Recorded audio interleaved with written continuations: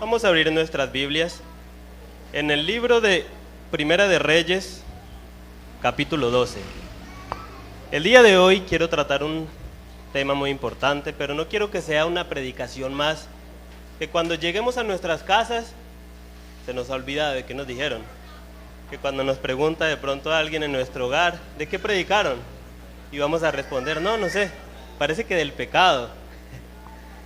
Y le preguntan, bueno, pero ¿de qué hablaron acerca del pecado? No sé, el pastor parecía que decía que teníamos que estar en contra. No, ¿verdad? Quiero que no sea una predicación más, sino que la atesoremos en nuestros corazones y sirva para la edificación.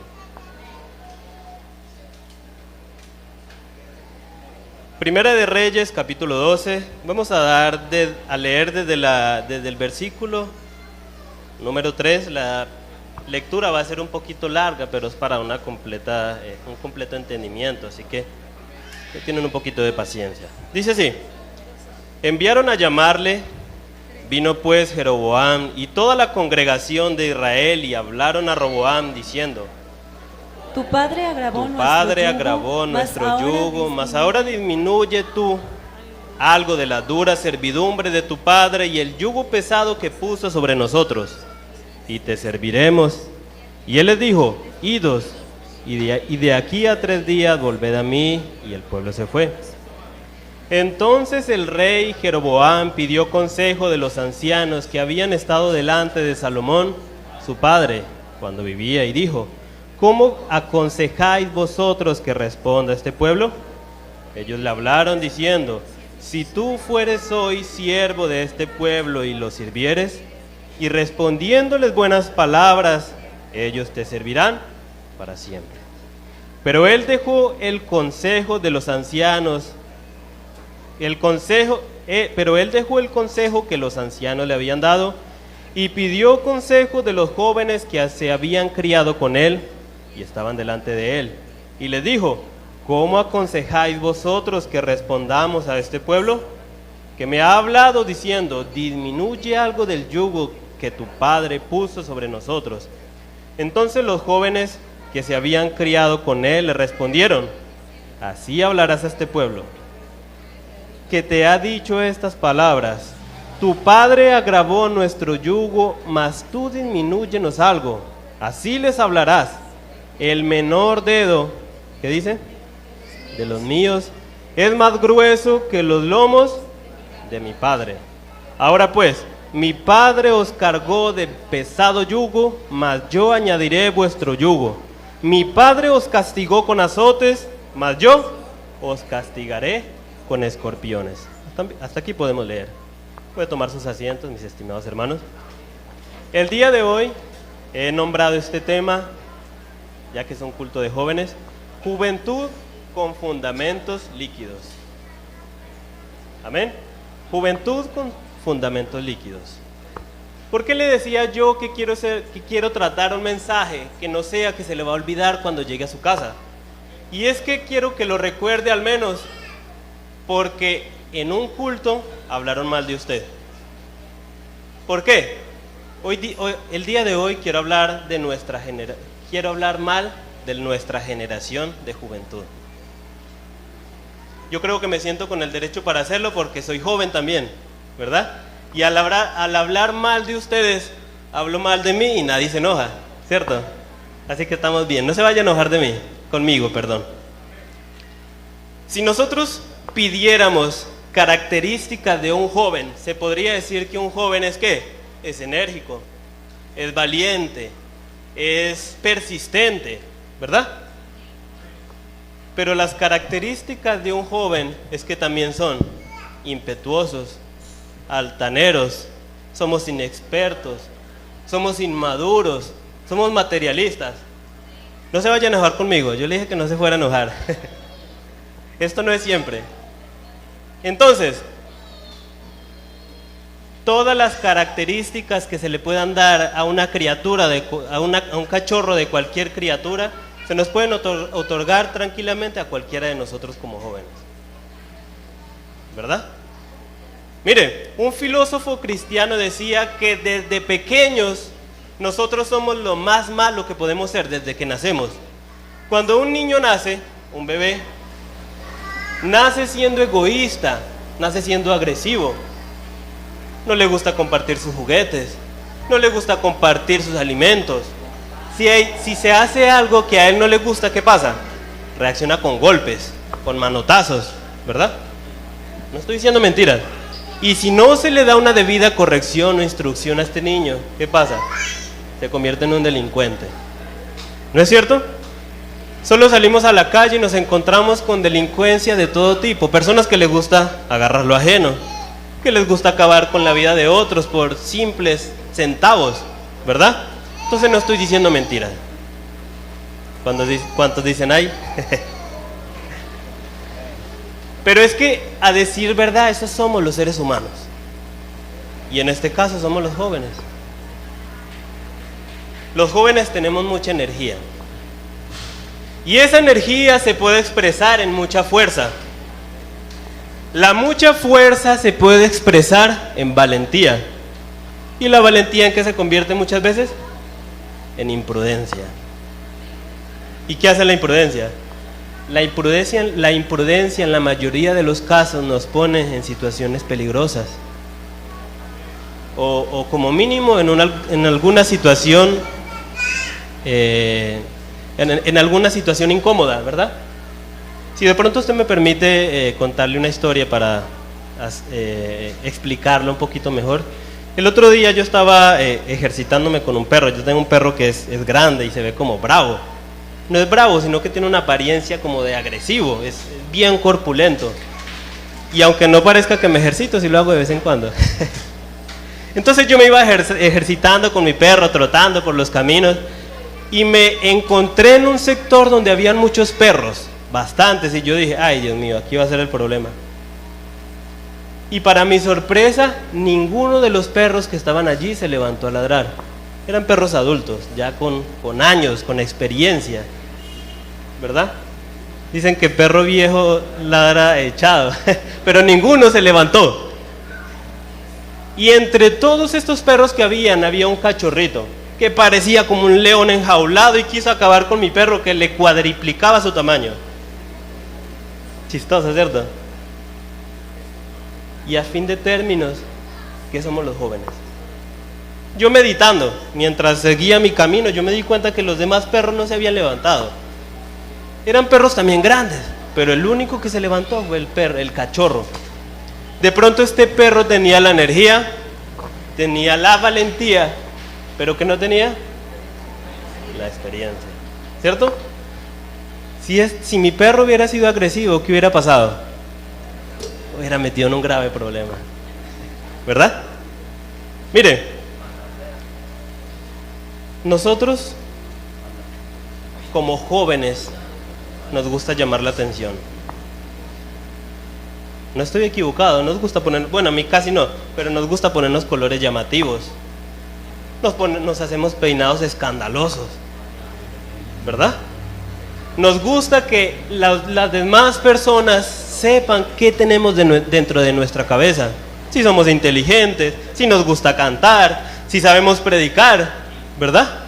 Esto es así. Y esto no tiene nada de malo si viene con una eficiente instrucción para que no nos podamos meter en problemas. ¿Cuántos dicen gloria a Dios? Si de pronto no me estoy haciendo entender, usted me dice, regrese un poquito allí.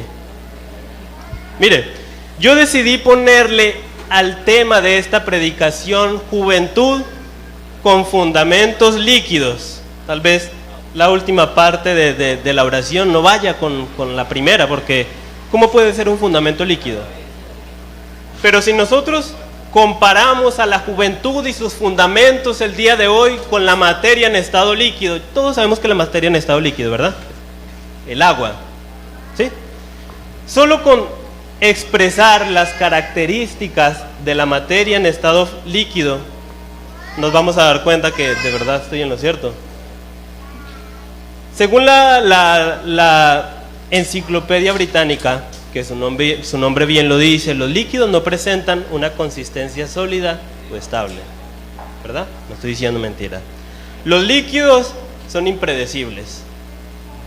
Los líquidos se derraman, salpican, se desbordan, se vierten, se filtran, se chorrean. Parece que estuviera describiendo un joven, ¿cierto?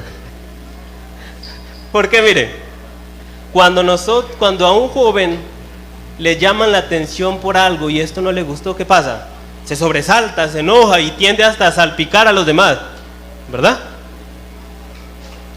Esto es verdad. Ahora bien, cuando usted pone un poco de agua en sus manos, trate de contenerla por al menos unos 10 segundos.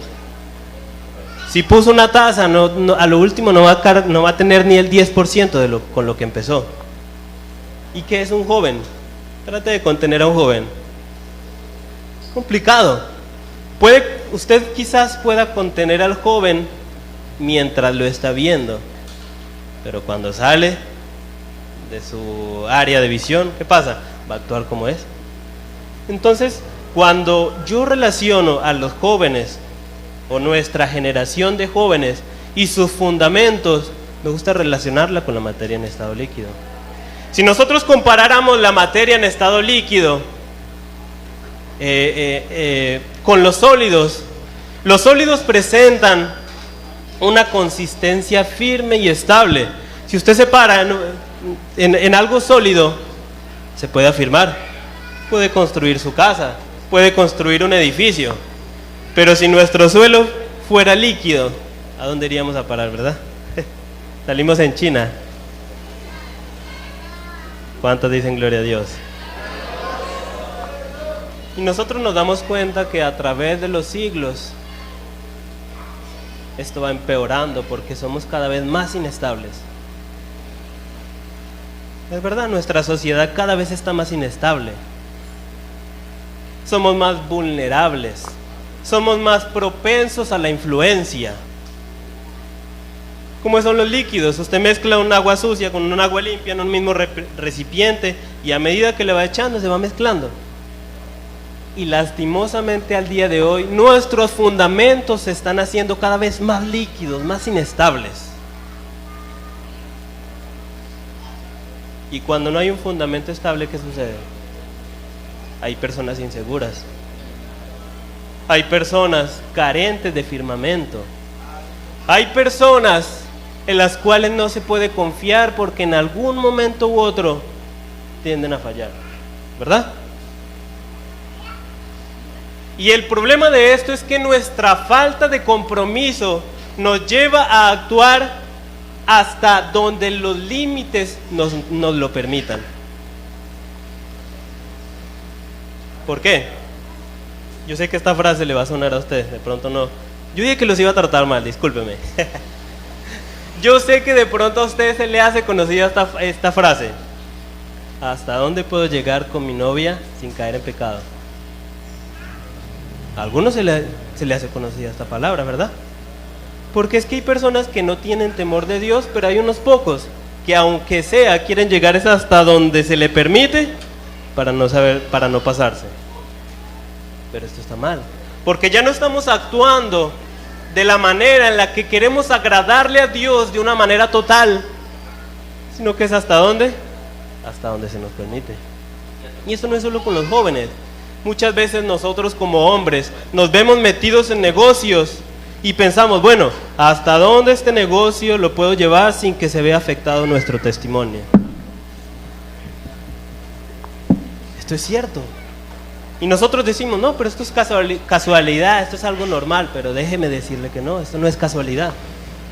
Eso es porque nuestro compromiso cada vez va disminuyendo, y esto es a nivel general.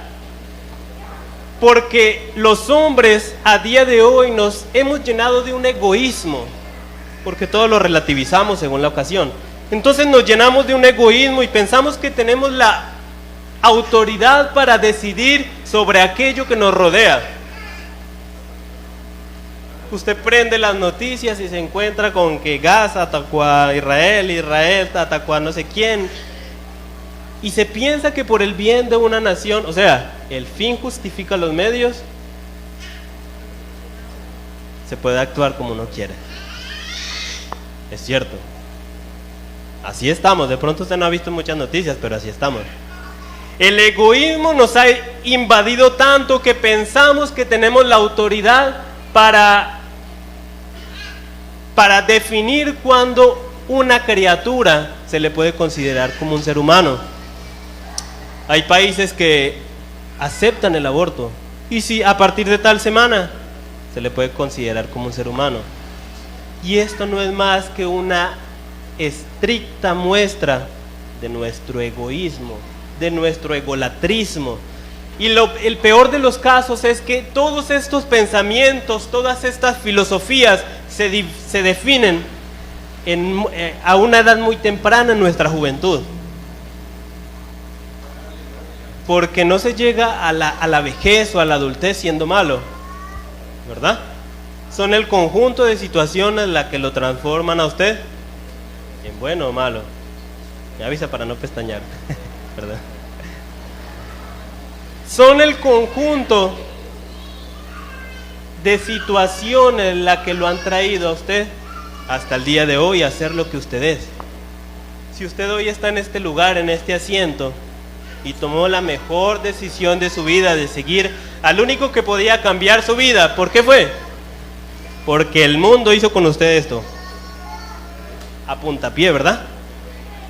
Y nosotros podríamos decir, ¿qué fue lo que llevó a un hombre a llevar semejante genocidio, a acabar con cientos de miles de personas, metiéndolos en cámaras de gas? Usted mira los libros de estos hombres y se va a dar cuenta que según su pensamiento estaba justificado, porque es a través de nuestra juventud que definimos nuestras filosofías de vida. ¿Esto está bien o está mal? Está bien y está mal. ¿Por qué?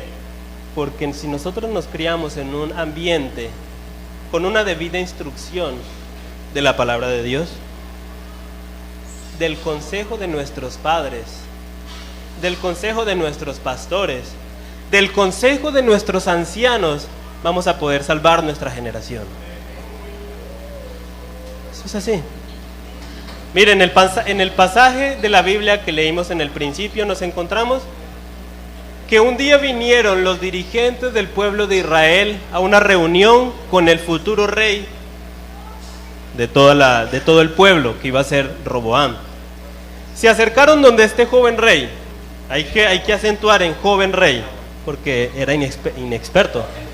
Se acercaron estos dirigentes a donde Roboam a pedirle que si iba a ser rey, por favor fuera un poquito más condescendiente, que les alivianara las cargas, que les quitara por favor un poquito de impuestos, porque todo esto se estaba haciendo imposible de soportar. Le estoy haciendo un pequeño resumen para traerlo a colación.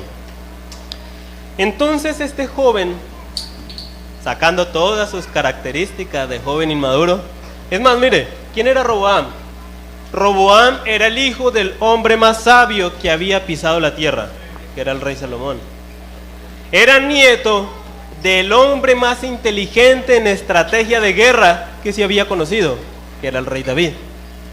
Todos hubieran pensado que este hombre iba a sacar alguna de las características de estos grandes hombres conocidos. Pero ¿qué pasó? Le dijo a los dirigentes, bueno, si quieren vuelvan dentro de 3 días. Allí el joven aprovechó, consultó con los sabios. A mí me sorprende mucho porque consultó a los sabios que aconsejaban al hombre más sabio del mundo, que era Salomón.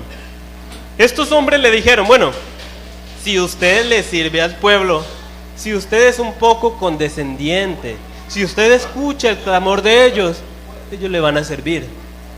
Escúchelos y verá que va a haber la diferencia. Pero ¿qué hizo este joven? No le gustó. No le gustó porque pensó que este consejo iba a menoscabar su autoridad de rey. ¿Y qué hizo? Fue a preguntarle a otros jóvenes igual a él. Cuando yo trato de imaginarme esta escena, según lo que leo más adelante, me doy cuenta que eran unos jóvenes que eran en extremo, ¿cómo podemos decirle? Eran en extremo subidos de peso, eran gorditos, porque no tenían ninguna necesidad de esfuerzo físico. Todo lo que necesitaban lo tenían al alcance de su mano. Entonces, Roboán le va y le pregunta a estos jóvenes prepotentes y altaneros. ¿Por qué digo yo que son prepotentes y altaneros? De la boca de estos jóvenes salió que le dijera al pueblo que si ellos le habían pedido que fuera un poco condescendiente, dígale no, usted va a ser mucho más malo. Si su papá fue duro, usted va a ser el doble de duro. Y dígale que el dedo más pequeño de su mano, ¿cuál es el dedo más pequeño? El meñique, ¿verdad? Dígale que el dedo más pequeño de su mano, que es el meñique, es más grueso que los lomos de su padre. Qué grosería, ¿cierto? Eso es un insulto. ¿Por qué? Porque se estaban burlando de aquel rey que había pasado con anterioridad, ¿verdad? ¿Sí vamos bien? ¿Sí me estoy haciendo entender? ¿Cuántos dicen gloria a Dios? Oiga, y nosotros pensamos que eso era en la antigüedad, que eso solo pasaba por allá, donde la cultura era un poquito más tosca, era un poquito más difícil, pero eso se repite el día de hoy, y constantemente se repite, porque así como este joven rey que tenía a su merced el consejo de unos hombres sabios, nosotros como jóvenes tenemos constantemente el consejo de nuestros padres, ¿verdad? Pero ¿a quién le interesa el consejo de unos padres? A día de hoy nosotros tenemos la perfecta, infalible palabra de Dios para tomar decisiones sobre nuestras vidas. ¿Pero a quién le interesa esto? A nadie. Eso ya son consejos obsoletos. Eso es en la antigüedad. Y el conjunto de títulos, de reconocimientos, de conocimiento nos ha hecho personas ególatras, difíciles. Ya no necesitamos el consejo de un pastor. ¿Quién quiere el consejo de un pastor para elegir la carrera que debe estudiar? Eso era antes, ¿verdad? ¿Quién quiere el consejo de sus padres para actuar en determinada ocasión? Nadie necesita eso. Es lo que se suele pensar. Oiga, y lo que a mí me sorprende es que muchas veces nuestras decisiones caen en manos de videos de 30 segundos de una red social que no quiero mencionar, pero que todos las conocemos. Muchas veces un video de 30 segundos en manos de jóvenes que son más desordenados, su vida está llena de pecado, su vida está completamente perdida. En manos de esas personas dejamos cómo me voy a vestir para el culto. Usted sabe de qué red social estoy hablando, ¿verdad?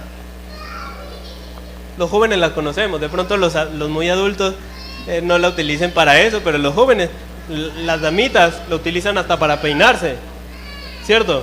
Y nosotros tenemos al alcance de unos cuantos reels consejos de jóvenes mucho más desordenados que nosotros. Top 5 carreras disponibles en Ecuador, ¿verdad? ¿Se suele ver esto? Yo no estoy diciendo mentiras. Y el problema es que esto cada vez a nosotros nos vuelve más faltos de criterio, nos vuelve más faltos de carácter, nos vuelve más faltos de profundidad. Esto es cierto. Y hoy en día es insultante que ya nadie se quiere comprometer con el evangelio. Ya vemos el evangelio que es como un cuento de hadas. Yo voy a la iglesia pues porque mis padres me trajeron y aquí voy a estar. Oiga, y eso no es solo en los jóvenes. La otra vez le preguntaba a una hermana ya de entrada de edad: hermana, ¿usted por qué está en la iglesia? Ya no es joven, oiga, porque es que hay algunas personas que tienen mentalidad de jóvenes y hay otros que se sienten como jóvenes. Sentirse como joven no es malo, porque usted tiene la energía de un joven, la disposición de un joven, el arranque de un joven, pero hay personas, adultos, que tienen la mentalidad de un joven. ¿Y cómo decía que era la mentalidad de un joven? Inexperta e inmadura, ¿verdad? Entonces le decía que yo le pregunté a esta hermana que ya estaba entrada, hermana, ¿usted por qué va a la iglesia? Porque yo no la veo a usted que no da frutos, no avanza. Dígame, ¿hay algo que le gusta? ¿Hay algo que no le gusta? ¿Qué podemos cambiar? Y ella me decía, no, la verdad, pastor, es que yo no sé, yo fui criada en el evangelio, yo asisto pues porque me enseñaron que tenía que estar aquí. Qué feo tener una mentalidad de joven, ¿cierto? Yo como joven muchas veces me alarmo porque unos jóvenes se burlan de otros jóvenes que están verdaderamente comprometidos. Se burlan de jóvenes que tienen unos fundamentos sólidos y estables. ¿Saben para qué vienen a la iglesia? ¿Saben qué tienen que hacer en agradecimiento de aquel que nos llamó a su luz? ¿Cuántos dicen gloria a Dios?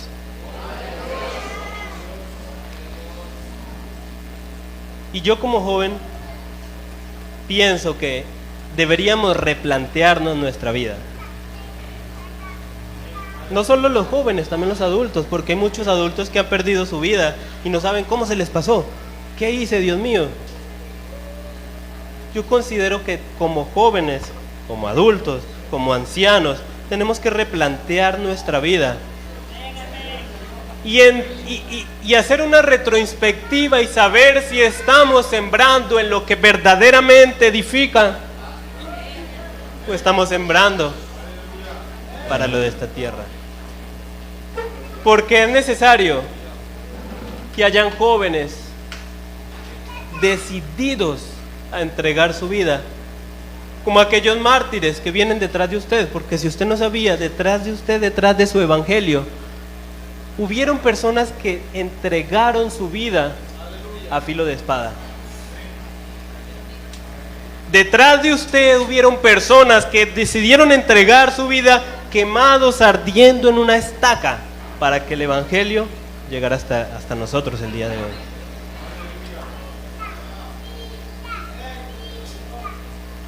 Y yo quisiera que como jóvenes tomáramos la decisión de empezar a sembrar, de empezar a edificar para lo eterno, porque la eternidad no es un cuento de hadas. La salvación futura, lo que viene detrás de esto que conocemos y que tocamos, es más real. Lo que viene es más real. ¿Cuántos dicen gloria a Dios? ¿Sabe que hay un problema? Y el problema es que muchas personas piensan que crear un fundamento para sus familias o para su generación venidera es trabajar para lo material. Un hombre trabajó toda su vida, consiguió tantas riquezas, tantos bienes, que ya el grano que había reunido no podía entrar en los graneros. Construyó más, expandió los que ya tenía, pero en medio de la noche a este hombre necio, la preocupación vino a buscar su alma. ¿Para quién va a ser todo por lo que usted ha luchado? ¿A quién le va a quedar por todo por lo que usted se ha esforzado?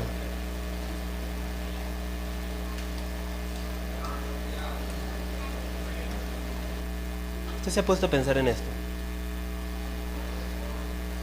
Un día yo estaba sentado en mi escritorio sacando una predicación para el domingo y yo me puse a preguntarme, ¿vale la pena? Yo estoy haciendo un esfuerzo por mi familia. Estoy aquí dedicando la mayor parte del día estudiando la Biblia, leyendo libros, ¿y esto realmente va a dejar algo a mi familia? Y pensé, yo debería estar invirtiendo mi tiempo en tratar de hacer una economía sustentable, fuerte, sólida, para mis hijos, para mi familia. Pero en medio de esto empecé a clamarle al Señor por respuesta, porque esto debemos hacer nosotros como cristianos, ¿verdad? Ese sería el orden adecuado de nosotros como cristianos. Y en medio de esto el Señor me dijo, no de una manera directa, como no el sentir, ¿verdad? El Señor me dijo, no hay mayor ni mejor fundamento que dejar trazado un camino por el cual va a cruzar sus hijos, la generación que viene, aquellos que lo están mirando. Porque el problema de nosotros los jóvenes y los adultos es que no nos damos cuenta que con cada día que pasa estamos trazando una historia. Se está escribiendo una historia suya y mía. A medida que usted está viviendo, usted va notando.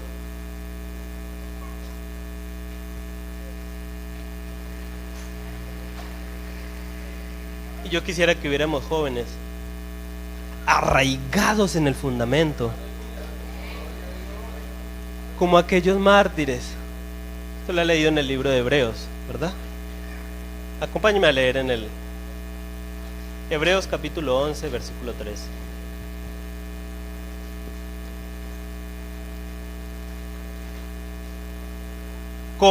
Yo le voy a leer por usted para que agilicemos un poquito. Conforme a la fe murieron todos estos, sin haber recibido lo prometido, sino mirando de lejos y creyéndolo y saludándolo y confesando que eran extranjeros y peregrinos sobre la tierra. Hubieron cristianos antes que usted que lucharon con uñas y dientes por alcanzar la salvación que usted y yo tenemos. Amén. Dice el versículo 15: pues si hubiesen estado pensando en aquella de donde salieron, o sea, la patria, ciertamente tenían tiempo de volver, pero anhelaban una mejor. ¿Cuál es? Esto es la patria celestial. Aquello por lo que usted y yo estamos luchando. Quiero creerlo así. Aquello por lo cual usted y yo hemos invertido la mayor parte de nuestra vida. Aquello por lo cual usted y yo hemos derramado lágrimas. Mire, yo quisiera que hubiéramos más cristianos con los fundamentos sólidos de aquellos mártires. De pronto nosotros no tengamos que entregar nuestra vida de golpe en el martirio, derramar nuestra sangre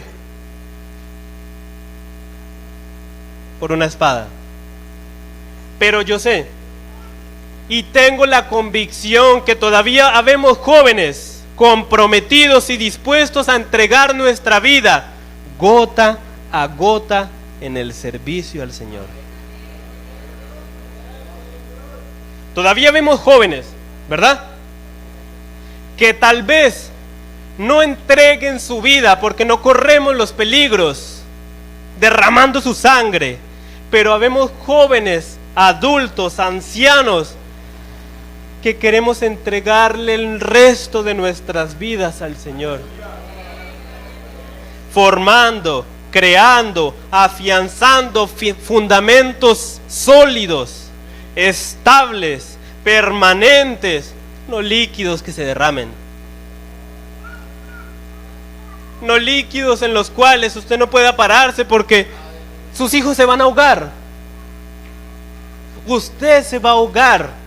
Usted va a terminar dejando atrás todo por lo que luchó.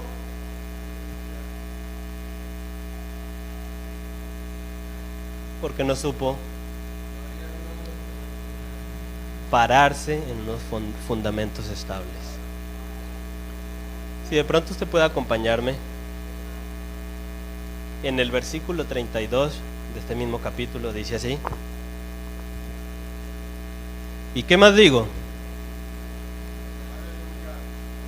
Preste la atención porque este es un pasaje bíblico hermoso. ¿Y qué más digo? Porque el tiempo me faltaría contando de Gedeón, contando de Barak, contando de Sansón, contando de Jefté, de David, así como Samuel y de los profetas, que por fe conquistaron reinos, hicieron justicia, alcanzaron promesas, taparon bocas de leones, apagaron fuegos impetuosos, evitaron filo de espada, sacaron fuerzas de la debilidad, se hicieron fuertes en batalla, pusieron en fuga ejércitos extranjeros. Preste allí porque lo que viene aquí es algo neurálgico. Las mujeres recibieron sus muertos mediante resurrección. ¿A cuántos de hoy le ha tocado ver morir un familiar en la boca de un león por ser cristiano evangélico? A ninguno. Hay un dicho muy conocido que dice: tiempos difíciles crean hombres fuertes. Hombres fuertes crean tiempos buenos. Tiempos buenos crean hombres débiles. Y tiempos débiles crean hombres débiles crean tiempos difíciles. ¿Y qué pasa? Se repite la historia. Quizás pienso yo que como nosotros no tenemos que estar huyendo por causa de nuestra creencia, es que nuestro fuego, nuestra llama, lo que hay en nuestro interior no crece. Mira, esto es bonito porque dice el versículo que algunas mujeres recibieron la resurrección de sus parientes, de sus seres queridos. Pero era tanta la convicción de estos hombres que algunos tomaban la decisión, figurativamente, ¿no? Tomaban la decisión de no resucitar, sino que mejor pasaban a una mejor vida para poder reunirse con aquel que los había llamado a salvación. Continúa versículo 36. Otros experimentaron vituperios y azotes, y a más de esto, prisiones y cárceles. Fueron apedreados, aserrados, puestos a prueba, muertos a filo de espada.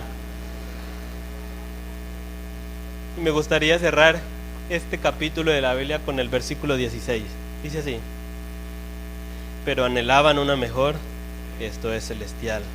Por lo cual Dios no se avergüenza de llamarse Dios de ellos, porque les ha preparado una ciudad.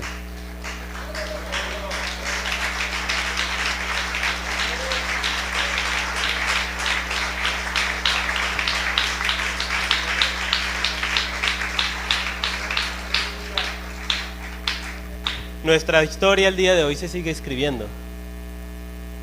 ¿Cómo queremos ser recordados nosotros? Como Barak, como Gedeón, como Jefté, como David. Hombres hechos y derechos. Y mujeres, porque aquí no menciona, pero está Débora, ¿verdad? Hombres decididos en lo que habían creído. O queremos ser recordados como Nadab y Abiú. ¿Sí recuerdas la historia? Que por causa de su imprudencia ofrecieron fuego extraño y fueron consumidos por las llamas. Yo sé que no, ¿verdad? O queremos ser recordados como el joven materialista que un día tuvo la oportunidad de convertirse en un seguidor de Dios, de Jesús, en un discípulo. Pero cuando le dijeron, vaya y venda todo lo que tiene, ¿qué pasó? Retrocedió. ¿Cómo quiere ser recordado usted? O de pronto quiere ser recordado como el joven rey Jeroboam, que por causa de su inexperiencia acabó con la unión de un reino completo. ¿Cómo quiere ser recordado usted? Yo sé y tengo la plena seguridad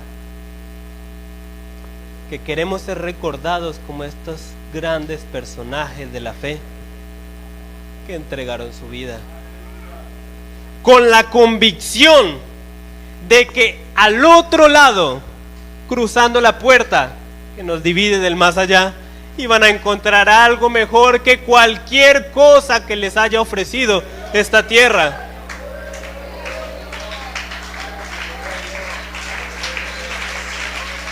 Porque esto está a disposición suya. Y lo mejor es que tenemos la oportunidad de empezar a cambiar la historia, a cambiar el juego. Porque no hay mejor herramienta para empezar a solidificar nuestros fundamentos, a solidificar nuestro carácter, que la palabra de Dios.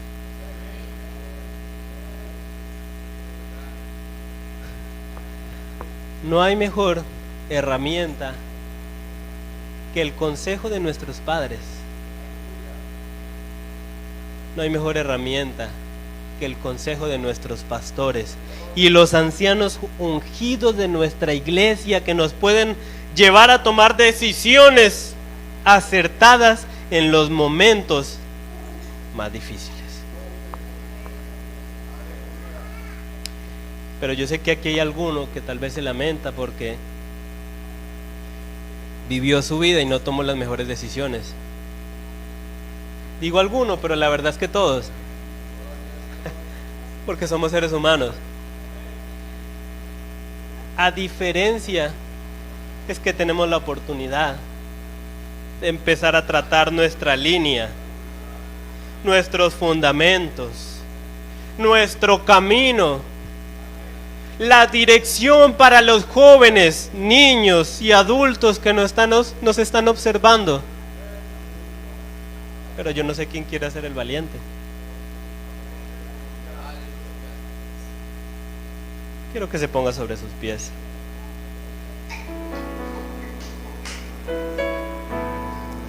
Aquí hay un altar. Y si usted no tomó una decisión acertada, en un momento en el cual usted tuvo que sufrir demasiado por una mala decisión, puede evitar que sus hijos pasen por allí.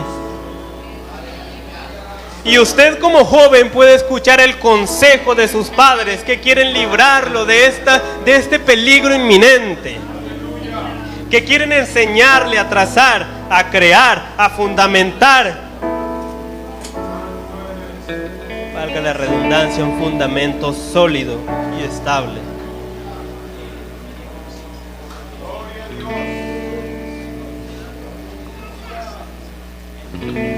¿Quién es el valiente que le va a pedir al Señor? No digo una oportunidad, porque ya estamos cansados de oportunidades, ¿cierto? Pero que nos otorgue el carácter para saber hacerlo.